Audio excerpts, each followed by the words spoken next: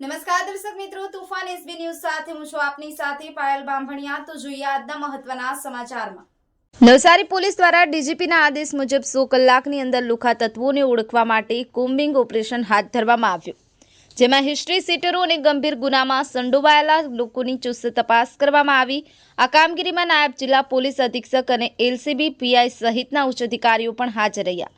ડીજીપીના આદેશ અનુસાર 100 કલાકની અંદર લુખા તત્વો અને શંકાસ્પદ લોકોની ઓળખ કરવા માટે નવસારી પોલીસ દ્વારા રવિવારે વિશાળ કોમ્બિંગ ઓપરેશન હાથ ધરાયું। શહેરના વિવિધ વિસ્તારોમાં ફૂટ પેટ્રોલિંગ અને શંકાસ્પદ તત્વોની તપાસ કરવામાં આવી।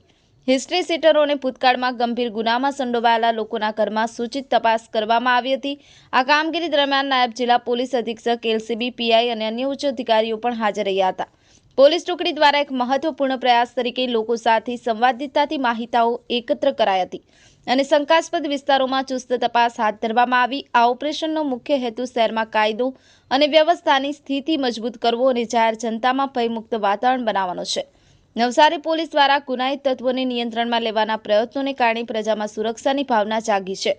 આવી તીવ્ર કામગીરીના પરિણામે શહેરમાં શાંતિ જાળવવા માટે મહત્વપૂર્ણ પગલાં ભરવામાં આવ્યા છે। રસીદ પાણા, તુફાન એસબી ન્યૂઝ, નવસારી।